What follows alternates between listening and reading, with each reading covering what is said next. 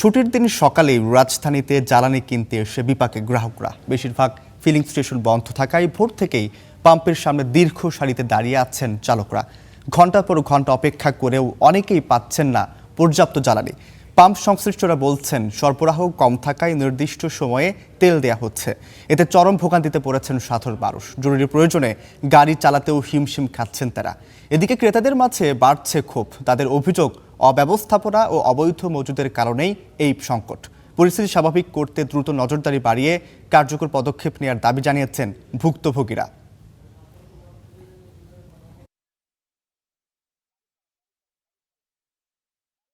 রাত্রে 11:30টার সময় আসছি, আইসা সিরিয়াল দিছি। সিরিয়াল দেওয়ার পরে যেই যে গাড়ি আগায় না, তো কেউ যায় কেউ থাকে। পরে দেখলাম যে কি ব্যাপার, পরে খবর লয়ে দেখলাম যে তেল নাই। প্রত্যেকটা পাম্পে গেছি, প্রত্যেকটা পাম্পে ডিজেল ঠিকই পাওয়া যাচ্ছে, কিন্তু তেল মানে আপনার অকটেন দিচ্ছে না, অকটেন পেট্রোল দিচ্ছে না। সকালে আমি 7টার পরে এখানে আসছি। আসার পরে আমার বাইরে বলল যে ডিপুতে তেল আনতে গেছে নারায়ণগঞ্জ, 2টার মধ্যে নাকি তেল দিবে। দর্শক, এ নিয়ে আরো জানাতে রাজধানীর কল্যাণপুর দারুসালাম থেকে যুক্ত হচ্ছেন সহকর্মী ফাহিম ইউসুফ। আমরা ইউসুফের সাথেই যুক্ত হতে চাই। ইউসুফ, বেশ কিছুদিন ধরে তেল সংকট দেখা দিয়েছে, ফিলিং স্টেশনগুলোর কি অবস্থা দেখছেন? যদিও সকাল থেকে অনেকগুলো ফিলিং স্টেশন বন্ধ ছিল, এখন পর্যন্ত আপনার কাছে কি তথ্য আছে জানাবেন আমাদের।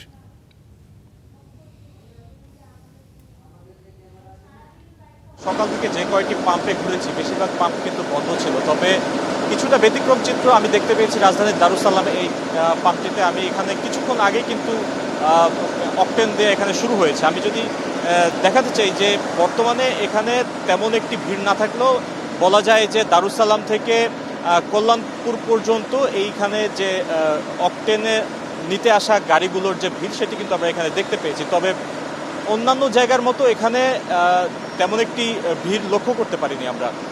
তবে আসার বিষয় হলো, এখানে কিছুক্ষণ আগেই একটি ট্যাঙ্কার এসে পৌঁছায় ডিপো থেকে তেল নিয়ে।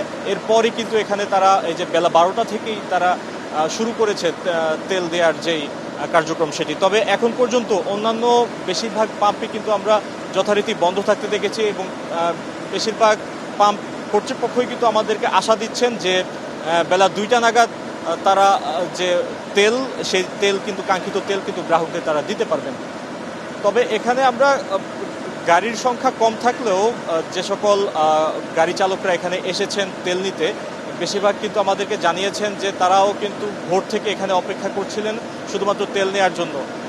তবে গতকাল রাত থেকে বেশ কিছু গাড়ি অপেক্ষা করছিলেন, যাদের বেশিরভাগ যাদের গাড়ির তেল ফুরিয়ে গিয়েছে।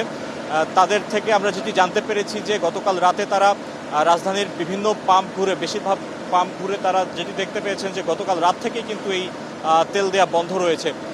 পাম্প কর্তৃপক্ষ আমাদের জানিয়েছেন যে চাহিদা অতিরিক্ত থাকায়, যেখানে তারা গত 1 মাস আগেও যেমন তেল দিতেন, সেই তুলনায় বর্তমানে চাহিদা অতিরিক্ত থাকায় কিন্তু তারা এই গ্রাহকদের যথেষ্ট পরিমাণ তেল দিতে পারছেন না। এবং বিভিন্ন পাম্পে, যে সকল পাম্পগুলোতে রেশনিং পদ্ধতিতে তেল দেয়া হচ্ছে না, চাহিদা অনুযায়ী ক্রেতাদেরকে তারা তেল দিচ্ছেন, তাদের সেখানে কিন্তু তেল ফুরিয়ে যাচ্ছে দ্রুত। তবে অল্প কিছু পাম্পে আমরা দেখতে পেয়েছি যে গেল কয়েকদিন সরকারের যে বিধিনিষেধ সেটি তুলে দেওয়ার পরও কিন্তু তারা রেশনিং করে তেল দিচ্ছিলেন। শুধুমাত্র তাদের যে গ্রাহকগুলো রয়েছে, তাদের গ্রাহকদের তারা পর্যাপ্ত পরিমাণ তেল দেওয়ার জন্য, বেশিরভাগ গ্রাহককে তারা তেল দেওয়ার জন্য এ ধরনের রেশনিং তারা করেছেন। তবে এখন পর্যন্ত আমরা যেটি দেখতে পেয়েছি যে বেশিরভাগ পাম্প থেকেই তারা রেশনিং তুলে বর্তমানে যে অবস্থা, যে অকটেনের যে চাহিদা, সেই চাহিদা কিন্তু তারা মেটাতে অনেকটা হিমশিম খাচ্ছেন। এবং তারা বলছেন যে ডিপো থেকে যতক্ষণ না তেল আসছে, সেই তেল সেই গ্রাহকদের সেই সেবা কিন্তু তারা দিতে পারছেন না। এছাড়া আমি একটু জানিয়ে রাখি যে এখানে আসা বেশ কিছু ক্রেতাদের সঙ্গে আমরা কথা বলেছি। অনেকে কিন্তু ঢাকার বাহির থেকেও তারা এসেছেন, বিশেষ করে সাভার এরিয়া থেকে অনেকে এখানে এসেছেন, এবং তারা বলছেন যে সেখানকার যে তেল, সেটিও কিন্তু অনেকটাই ফুরিয়ে গিয়েছে, যার কারণে তারা বর্তমানে এখন রাজধানীর বিভিন্ন পাম্পে তারা সিরিয়ালে এসে দাঁড়িয়েছেন। তবে আসার বিষয় হচ্ছে, বেশিরভাগ পাম্প কর্তৃপক্ষ আমাদেরকে আশা দিচ্ছেন যে বেলা 2টার পর অনেকটাই স্বাভাবিক হবে আজকের দিনের যে তেল দেয়া সেটি। তবে জ্বালানি সংকট অচিরেই যাবে, অচিরেই তারা এই ধরনের সংকট মোকাবিলা করতে পারবে সরকার, এমনটাই আশা কিন্তু ক্রেতাদের পক্ষ থেকে। এই ছিল আমার কাছে সর্বশেষ জ্বালানি। ফাহিম, আপনাকে ধন্যবাদ। আমরা পরবর্তী সময় আপনার সাথে আবারও যুক্ত হব আপডেট তথ্য জানার জন্য।